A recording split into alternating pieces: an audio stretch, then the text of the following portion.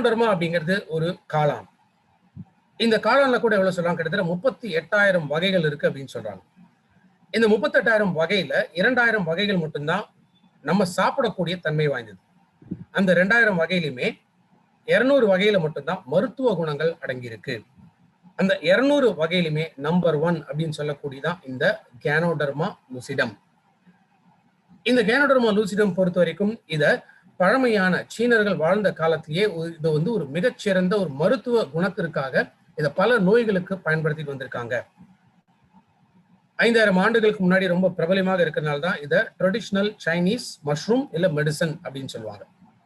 ஏன்னா இந்த கேனோடர்மால கிட்டத்தட்ட 400க்கும் மேற்பட்ட ஆக்டிவ் இன்கிரியன்ஸ், அதாவது மருத்துவ குணங்கள் இதுல இருக்கு.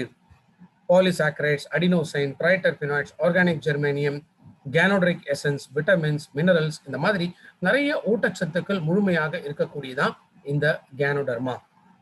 இது ஒரு பவர்ஃபுல் ஆல்கலாய்டு அப்படின்னு சொல்றோம். ஆல்கலாய்ட்ஸ் அப்படின்னா நம்ம உடலோட தன்மை, இது அமிலத்தன்மையிலிருந்து கரியமிலத்தன்மையாக மாற்றக்கூடியது கேனோடர்மா.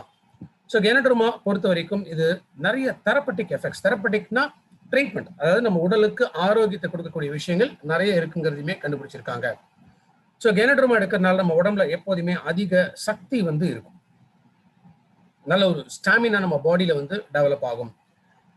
கேனோடர்மா எடுக்கிறதுனால உடம்புல இருந்து நச்சு பொருள்கள் வெளியேற்றக்கூடியது. ஸோ ஆட்டோமேட்டிக்கா செல்கள் ஆரோக்கியமான செல்களாக மாற்றி அமைக்கப்படும். ஸ்கின் பொறுத்த வரைக்கும் ஸ்கின் எப்போதுமே ரொம்ப ஹெல்த்தியா இருக்கும்.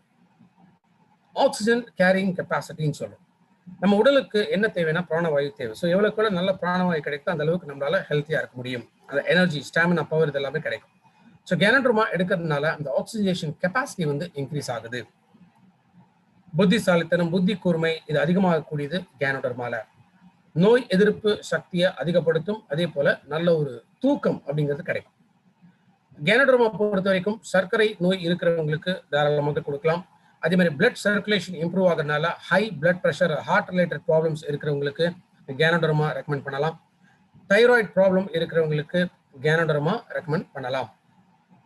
கேனோடர்மா மன அழுத்தத்தையுமே குறைக்கக்கூடிய தன்மை உண்டு. நரம்பு சம்பந்தப்பட்ட பிரச்சனைகள் இருந்தாலும் கேனோடர்மா கொடுக்கலாம். செரிமான சம்பந்தப்பட்ட பிரச்சனை இருந்தாலுமே கேனோடர்மா கொடுக்கலாம்.